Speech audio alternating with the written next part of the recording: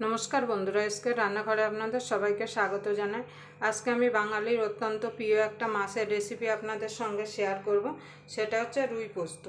रुई पोस्त करार जोन्नो एखाने आमी 6 पिस मतो माछ निये नियेछि, 7 पिस मतो माछ निये नियेछि लेजा समेत। एखाने गादा पेटी मिलिए आमी नियेछि। आपनारा चाइले शुधु पेटी दिएও करते पारेन किंबा गादा दिएও करते पारेन। আমি মাছগুলো ভালো করে ধুয়ে নিয়েছি। এবার আমি মাছগুলো নুন হলুদ মাখিয়ে নেব।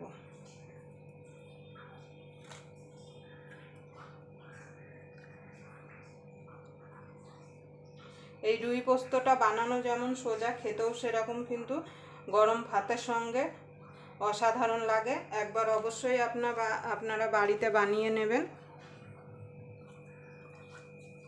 আমি এবার মাছগুলোকে নুন হলুদ মাখিয়ে 5 मिनटर জন্য সাইডে রেখে দেব, যাতে মাছের ভেতরে নুন হলুদটা লবণ নুনটা ঢুকে যেতে পারে।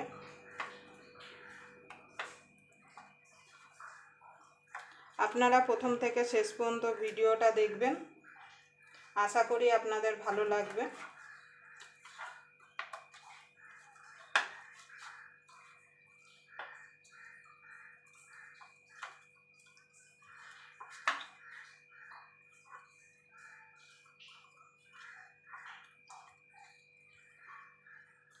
আমার এখানে মাছটা নুন হলুদ মাখানো হয়ে গেছে, এটাকে আমি সাইডে রেখে দেব।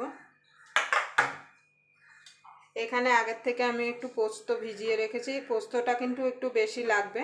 এই পোস্তটা দিয়ে আর কাঁচা লঙ্কা দিয়ে আমি মিক্সিতে বেটে নেব। তার জন্য এরকম একটা মিক্সির জার নিয়ে নিয়েছি। এবার পোস্তটা আমি দিয়ে দেব। আপনারা চাইলে এটা পাটাইও করে নিতে পারেন। দেখুন বন্ধুরা, আমি কাঁচা লঙ্কা দিয়ে দেবো। এখানে আমি 15টা মতো কাঁচা লঙ্কা নিয়েছি। ঝালটা আপনাদের স্বাদ মতো দেবেন। একটু রুই পোস্ততে ঝাল হলে ভাতের সঙ্গে খেতে কিন্তু অসাধারণ লাগে। এবার আমি ভালো করে একটা স্মুথ পেস্ট বানিয়ে নেব। দেখুন বন্ধুরা, এদিকে আমার পোস্তটা সুন্দর স্মুথ করে বেটে নিয়েছি।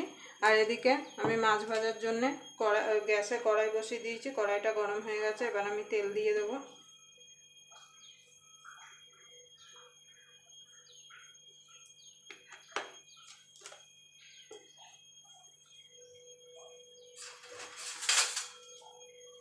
এবার তেলটা গরম হওয়া পর্যন্ত অপেক্ষা করব।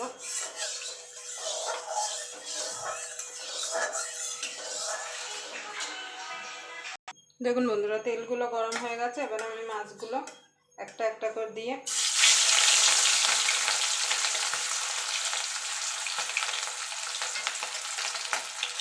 লাল লাল করে ভেজে তুলে নেব।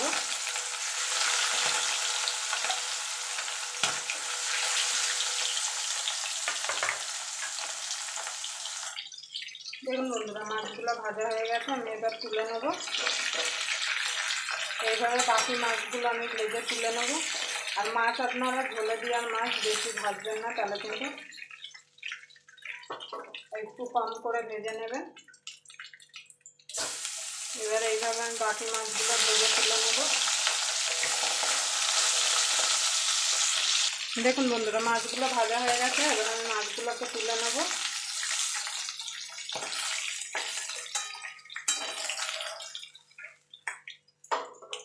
এবার আমি এই তেলেই বাকি রান্নাটা করব। তার জন্য ফোড়নে দিয়ে দেবো কালো জিরে,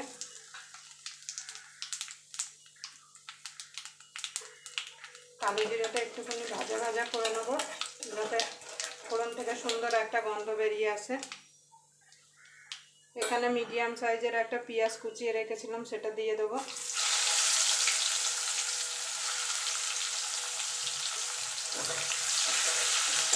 এবার পেঁয়াজটাকে ভালো করে লাল লাল করে ভেজে নেব।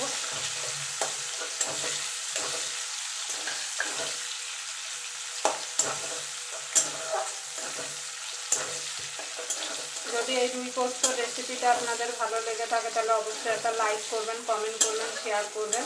আর যারা এখন আমার যারা ইউটিউব থেকে দেখছেন অবশ্যই চ্যানেলটা সাবস্ক্রাইব করে নেবেন আর পাশের বেল আইকনটি অবশ্যই বাজিয়ে দেবেন।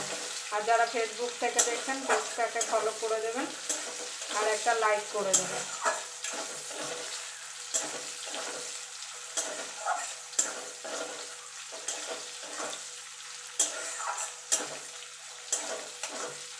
আর ইউটিউবের বেল আইকনটি অবশ্যই বাজিয়ে দেবেন, আমি যখন কোনো নিত্য নতুন রেসিপি আপলোড করব সবার আগে পাওয়ার জন্য।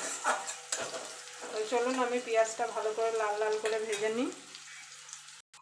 দেখুন বন্ধুরা, পেঁয়াজটা আমার লাল লাল করে ভাজা হয়ে গেছে। দেখুন, এবার যে এখানে একটা বড় টমেটো কেটে রেখেছিলাম সেটা দিয়ে দেবো। আপনারা টমেটো কুচুর জায়গায় পেস্ট করেও দিতে পারেন। টমেটোটা তাড়াতাড়ি গলে যাওয়ার জন্য একটু লবণ দিয়ে দেবো।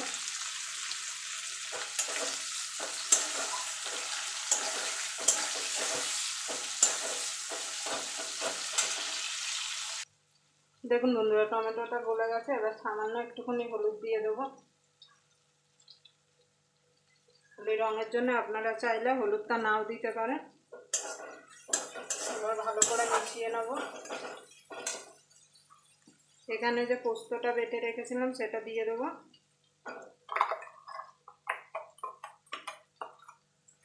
দিয়ে ভালো করে কষিয়ে নেব যতক্ষণ মশলা থেকে তেল না ছেড়ে আসছে।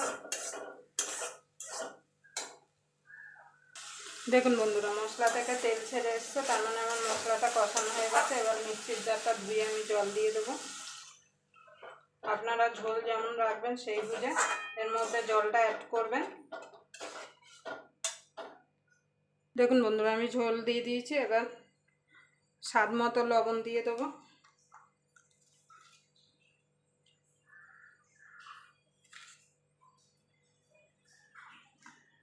এবার ফুটে উঠলে আমি মাছগুলো এর মধ্যে অ্যাড করে দেবো। দেখুন বন্ধুরা, এখানে আমার ঝোলটা ফুটে গেছে। এবার আমি মাছগুলো দিয়ে দেবো এক এক করে।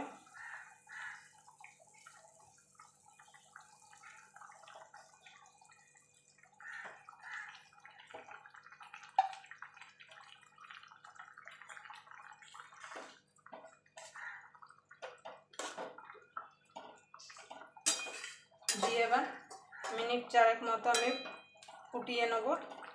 আর আপনারা নুনটা অবশ্যই একটু চেক করে নেবেন। আর আপনারা চাইলে এখানে চিনি অ্যাড করতে পারেন, আমি চিনিটা দেবো না। দেখুন বন্ধুরা, আমার মাছটা রেডি হয়ে গেছে। এবার আমি নামিয়ে দেবো। আবার আপনাদের সঙ্গে কোনো নতুন রেসিপি নিয়ে দেখা হবে। ততক্ষণ পর্যন্ত আপনারা ভালো থাকবেন, সুস্থ থাকবেন।